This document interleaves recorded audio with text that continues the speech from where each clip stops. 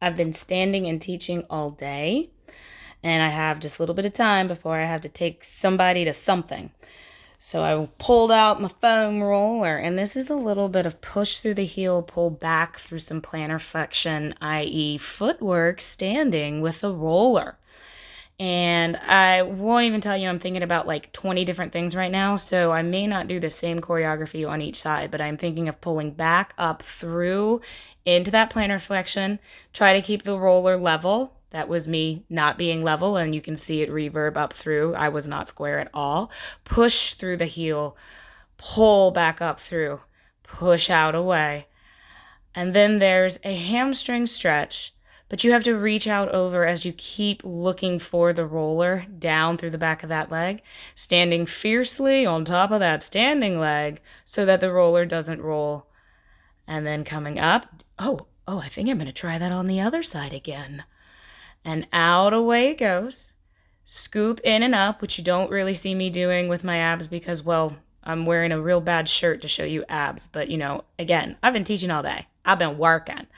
Over I go, trying to reach through the back of that right leg on the roller. Right the roller, level it off so it gives you a reference of level in your collarbone, level across your hips. Makes it a little bit easier to figure out square, pulling up through center. I choose a flat back to come up. I love articulation.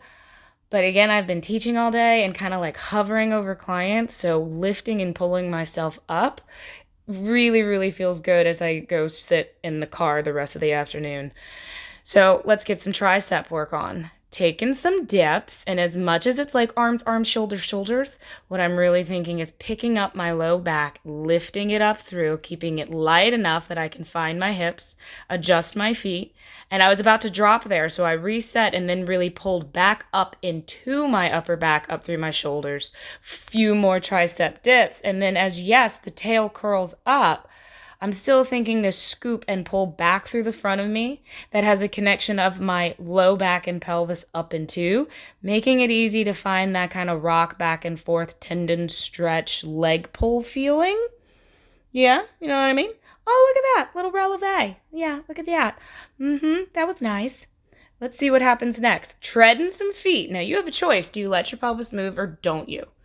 If you don't let your pelvis move, well, then you better keep that opposition back and that opposition and pull of your abdomen and your spine. An easy hamstring stretch. And this is actually way harder than it looks. From initiating from the curl of the tail and a glute hammy connection, rolling the roller, controlling it into that roll onto your lumbar flexion, and then being able to pull yourself back. And yes, you'll need some assist with some hands, but pull and roll yourself back on the roller to go forward. That sets you up for when you want to use the roller as a massage tool. You're not going to get it to massage the back of you unless your flexors, your front of you, are engaged. So in order to roll on the low back and mid back, which you'll see me do here in a little bit, you're going to have to engage the front of you.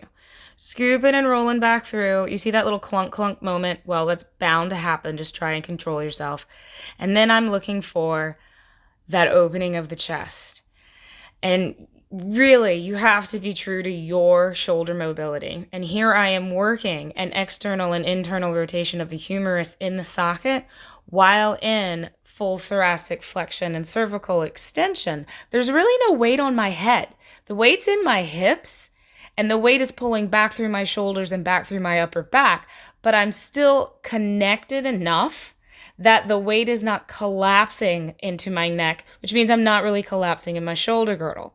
I just happen to have decently open shoulders. And that's all the actions of your shoulder blade right there. Retraction, protraction, all the tractions. Coming back into that spinal flexion, curving back around. Yeah, take that side to side, but keep your abs flexed. If you want your spine to round so that you can get at these places, you're going to have to pull around. You can think head to tail, tail to head, and curl around in your little rolling like a ball if you like. That'll get it done too. Also, your initiation of how to roll the roller. Are you pulling back and then pulling forward in your hips? So you can make it more than just pushing with your knees and pushing with your feet. I'm really just doing what feels good here. And I roll higher up into my upper thoracic, which is not for everyone. It's really, really, really not. And it does sacrifice a little bit of alignment in the ribs pelvis. But if it feels good, can it really be that bad? Probably not. Now it's time for abs. Abs on the roller. Let's get real. So if you lay your roller lengthwise ways, whichever ways, lie down, make sure your head is supported, your pelvis is supported. If you keep your arms wide, it's easier to balance. If you keep your feet wide, it's easier to balance. Here I'm reaching back and yes, arching and thinking swan and really pull back into my shoulders and then watch the retraction that comes through the thoracic spine and upper lumbar to kind of find neutral and back in line with the roller.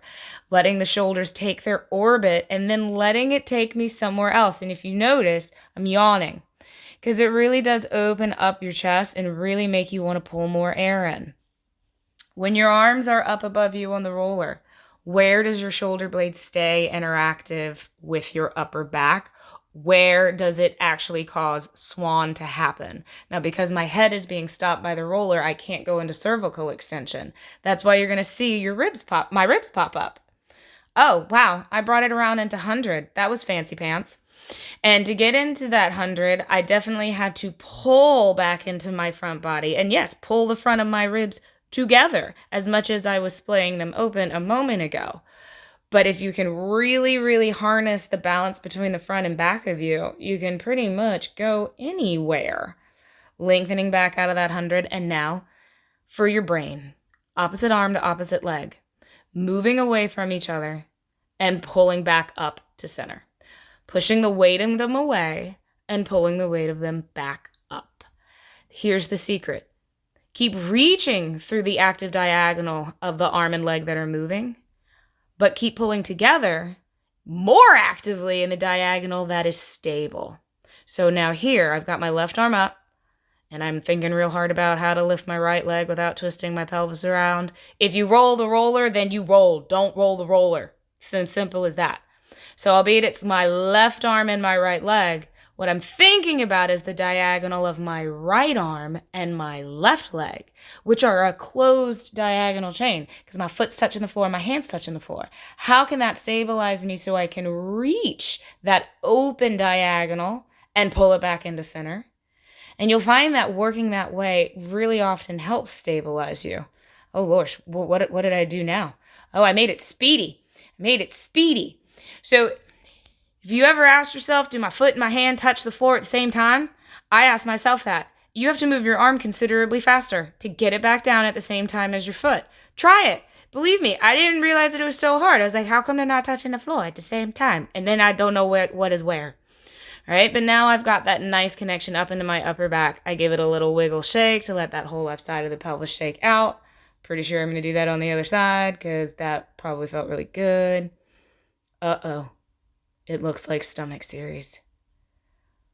I did that thing that I like to do, where I bend my elbows and use my elbows as a stabilizer, but you can't pop your ribs. You've got to keep pulling back up through your waist, back up into the back of your shoulders. Play with flexing and pointing your feet when you're doing your single leg stretch, and be precise about where that leg goes. Shifting the arms, putting the forearms down, but still trying to maintain my shoulder, because that shouldn't have been a change in my shoulder. That should have been change from my elbow to my wrist. Think about that. Play with that. Going to a newer place with my arms. Newer, that's funny. Going to a different place for my single straight leg. I'm sorry, I'm making myself laugh. Focus, Danica, focus. Right? You could also play with flexing and pointing your feet here. I do that often. But the main thing is keep reaching out to the other side of the room, up through the head and out through the tail, so that when you get to the double straight leg, oh, look at me being fancy. That's not me being fancy. That's me trying to save myself because my legs are going down too low. So the only way for me to save it is to find upper thoracic curve, find my 100 curve, and then I'm able to pull it back through. Do I dare? Oh, yeah, my other hand moved. I swear, I promise. I promise that my other hand moved. You ain't see it, but I promise that my other hand moved because I was trying to be cool, but you just can't tell. Take a nice little stretch and dare I say splay open the front of your pelvis. It'll feel good. And that is that.